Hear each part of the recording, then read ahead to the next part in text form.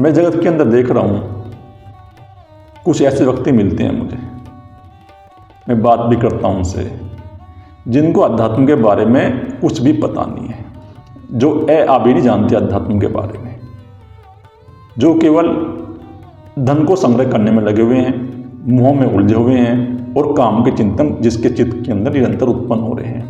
वो व्यक्ति भी उपदेश देना शुरू कर देगा अध्यात्म के बारे में, उल्टी सीधी शिक्षा तुम्हें अध्यात्म के बारे में देनी शुरू कर देगा, लेकिन उसके अंदर कोई अध्यात्म नहीं है।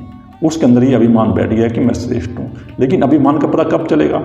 जब कोई कष्ट आएगा उसके ऊपर तो सहन नहीं कर पाएगा, विचलित हो जाएगा, वो हाय हाय करने लगेगा। ज्ञानी का पता तभी चलता है कि कौन ज्ञानी है कौन अज्ञानी है। ज्ञानी के ऊपर जो कष्ट आएंगे वो उनको हंसते हंसते सहन कर लेता है, उनको स्वीकार कर लेता है और उनको भोग लेता है। और अज्ञानी के ऊपर जब कष्ट आते हैं तो वो रोता है, वो चिल्लाता है, वो हाय हाय करता है, वो इधर उधर भागता है कि हाय मैं मरा, हाय मेरे मर गए, हाय मेरा घर लूट गया। तो इस प्रकार की वो बातें करेगा अज्ञानी, आप को पीटेगा। लेकिन जो विवेकवान मनुष्य है, जो शीलवान मनुष्य है, वो सहन कर लेगा। तो अगर आपको उपदेश करना है तो ऐसे व्यक्ति को उपदेश करो जिनके अंदर थोड़ी बहुत संभावना हो। और जो ऐसे बूढ़े व्यक्ति हो गए हैं जिनका ज्ञान बूढ़ा हो गया है, हम तो ऐसे बूढ़ों को देख रहे हैं जिनकी उम्र 80 साल हो गई है, लेकिन उनके अंदर कोई परिवर्तन नहीं आएगा, क्योंकि उन्होंने मान लिया मैं ज्ञानी हूँ। वो एक दो पुस्तक पढ़ लेते हैं, किसी की बात सुन लेते हैं और समझ लेंगे मैं ज्ञानी हूँ। ये अभिमान उनके अंदर है, लेकिन थोड़ी बीमारी आएगी, हाय हाय करने लगेंगे, विचलित हो जाएंगे, विचलित हो ही जाएंगे। मृत्यु उनके समीप आ चुकी है, मृत्यु कभी भी आ सकती है, लेकिन फिर भी वो जगत के पीछे लगे हुए हैं, जगत के अंदर धन को जोड़ने में लगे हुए हैं और मोह में उलझे हुए हैं। ऐसे व्यक्तियों से जो ज्ञानी पुरुष है वो दूर रहे। ज्ञानी पुरुष किसको देखे?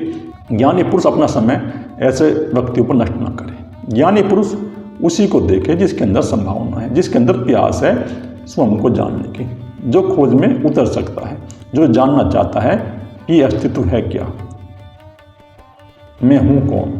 इस प्रकार की जो भावना जिसके अंदर है और प्रेम और समर्पण करुणा जिसके अंदर है, ज्ञानी उसी को ये ज्ञान दे, उसी को बताए कि तुम इस मार्ग पर चलो, तुम ध्यान करो, उसको ध्यान करवाए और ध्यान के मार्ग पे आगे लेके चले तो उसका कल्याण निरंतर होता चला जाएगा, कल्याण के पथ पर वो आगे बढ़ जाएगा।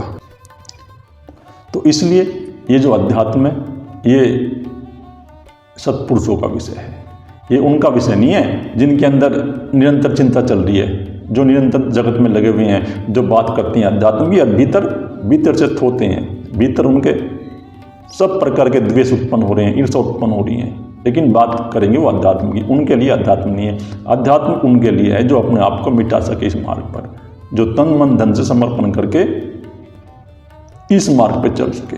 जिनके अंदर ऐसी प्यास है कि मैं स्वयं को जानकर रहूँगा, उसी के अंदर ही अध्यात्म प्रकट होगा और वही शील आचरण करके इस मार्ग को अपना के अपने लक्ष्य को प्राप्त कर लेगा। शोक से मुक्त हो जाएगा, मोह से मुक्त हो जाएगा, तृष्णा से मुक्त हो जाएगा। तृष्णा से मुक्त हुआ तो उसने अपने लक्ष्य को प्राप्त कर लिया।